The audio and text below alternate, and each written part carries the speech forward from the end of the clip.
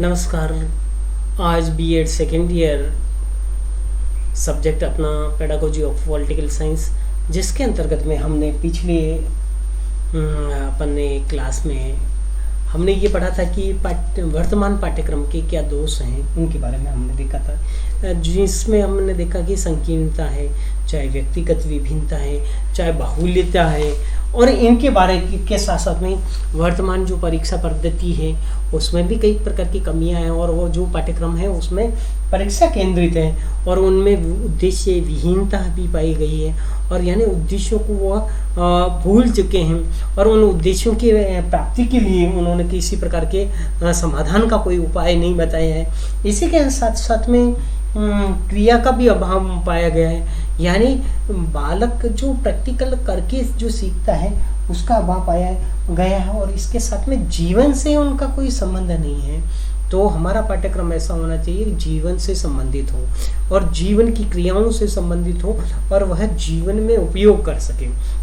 इसके अलावा अन्य विज्ञानों के साथ में इसका कोई समन्वय नहीं है, चाहे राजनीति का अर्थशास्त्र के साथ में हो, इतिहास के साथ में हो, भूगोल के साथ में हो, या अन्य किसी सब्जेक्ट के साथ में हो, तो इनका समन्वय होना भी आवश्यक है।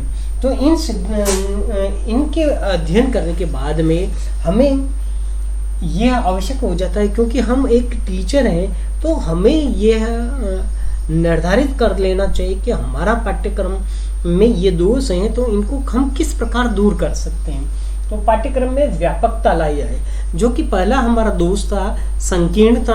वहाँ पर हम क्या करें, हमारे सोच व्यापक लाएं, और व्यापक लाने के साथ साथ में ही हम जो सिलेबस तैयार करें, जो पाठ्यक्रम तैयार करें, वह समाज, परिवार, देश के प्रत्येक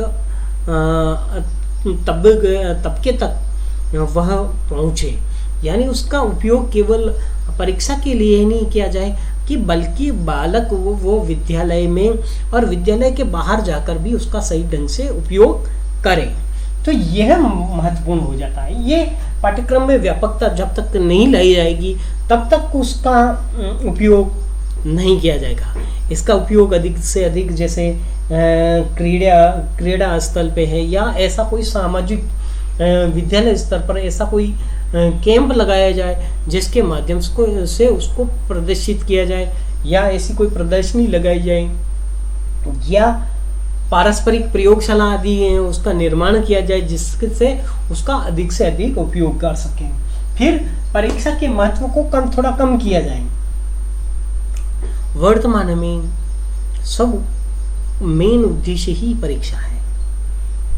पठन पाठन कराना तो है ही है, क्रमशः पाठ्यक्रम का उद्देश्य ही ये बन गया है कि शिक्षण में तो मात्र यही उद्देश्य है कि हमारा जल्दी से सिलेबस हो जाए और मैं अपने सब्जेक्ट में सारे बच्चों को अच्छे डिवीजन से पास कर दूँ, चाहे उनको ज्ञान तनिक मात्र भी ना हो। तो इस तरीके से हमें क्या करना चाहिए, परीक्षा केंद्रित नहीं होकर हमें उनके अधिगम और उनके ज्ञान पर आधारित और उद्देश्य पर आधारित हमारा पाठ्यक्रम होना चाहिए, और उन उद्देश्यों की पूर्ति की पूर्ण रूप से उसका पालन किया जाए।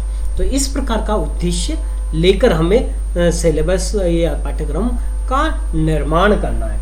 इसके बाद में वास्तविकता का समावेश हमें इसमें करना चाहिए।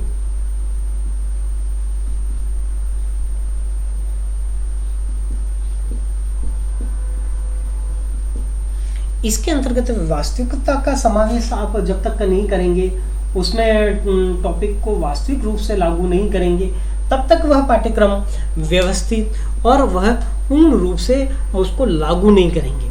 और इसको लागू करने के लिए आपको कई प्रकार के सहायक सामग्री की भी आवश्यकता है। आप सहायक सामग्री भी का उपयोग कीजिए। हमें पाठ्यक्रम को वास्तविक रूप से लागू करना है, यानी वह यथार्थता से जुड़ा हुआ हो और बालक उसमें वास्तविक रूप से हिस्सा ले। फिर आता है क्रिया का समावेश।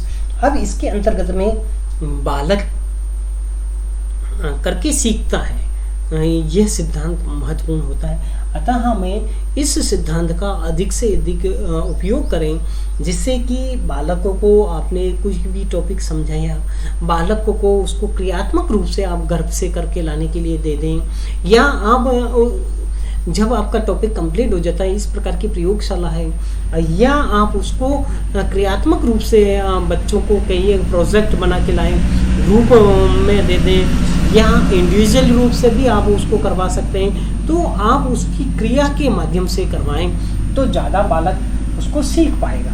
इसके अलावा संकुचित जो दृष्टिकोण है उसको दूर किया जाए, यानी उसमें कोई ऐसी कोई संकीर्ण विचारधारा है, जैसे धार्मिक संबंधित है, सामाजिक संबंधित है, या आर्थिक संबंधित है, किसी भी समुदाय विशेष के लोगों की भावनाओं को ठेस न पहुंचे, इस चीज़ का हमें ध्यान रखना है। तो इसके लिए हमें प्रयास करना है कि हमारी जो संकुचित दृष्टिकोण है, उसको संकुचित दृष्टिकोण को क्या किया जाए, व्यापक बनाया जाए। इस चीज़ का हमें विशेष रूप से ध्यान रखना है। फिर व्यक्तिगत विभिन्नताओं,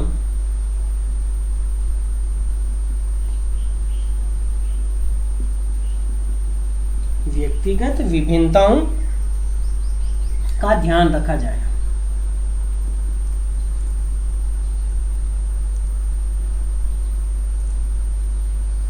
अब देखिए, बालक हैं, यानी एक दूसरे से, कोई त्रिबुद्धि वाला बालक भी होता है, कोई मंदबुद्धि वाला बालक भी होता है। इसके अलावा हर एक बालक के मानसिक स्तर एक जैसा नहीं होता है। तो हमें इस चीज़ का ध्यान रखना है कि उसकी व्यक्तिगत विभिन्नताओं को ध्यान में रखते हुए इस प्रकार हमें पाठ्यक्रम का निर्माण करना है। इसके साथ में ही समन्वय स्थापित करना, यानी अन्य विज्ञानों के साथ में भी, राजनीति विज्ञान का इतिहास के साथ में इस प्रकार ये टॉपिक हमारे समन्वय के रहेंगे, ज्योग्राफी के साथ में ये समन्वय एक वाले रहेंगे। तो इस प्रकार हम एक सब्जेक्ट का दूसरे सब्जेक्ट से को रिलेशन रखेंगे, तो उससे क्या होगा कि हमारे पाठ्यक्रम जो होगा उसको प्रभावी ढंग से हम भी लागू कर पाएंगे। अन्य टीचर भी हमारे पाठ्यक्रम में, आपके राजनीति के पाठ्यक्रम में ज्योग्राफी वाला भी सहयोग देगा, हिस्ट्री वाला भी सहयोग देगा, क्योंकि स्वतंत्रता संग्राम आपका उसमें भी आ रहा है, हिस्ट्री में आ रहा है। आप इधर ये स्वतंत्रता संग्राम से संबंधित कोई पॉलिटिकल की बातें पढ़ा रहे हैं, तो वह आपके पाठ्यक्रम में आपको लाभ दे सकती है। तो ये सारी चीज़ें हमें अच्छे रूप से लागू करनी है, यानी समन्वय स्थापित करके। फिर नेक्स्ट आता है,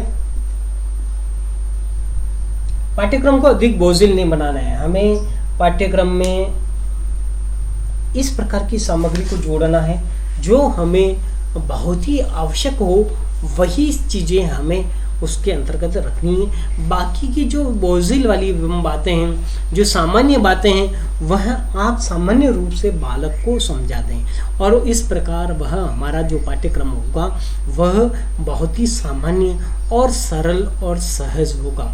तो इस प्रकार हमने आज पाठ्यक्रम में सुधार हेतु जो सुझाव दिए, 8 सुझाव दिए, उनका हम यदि ध्यान रखेंगे तो हमारा राजनीति विज्ञान का पाठ्यक्रम एक अच्छा पाठ्यक्रम निर्माण हो सकेगा। धन्यवाद।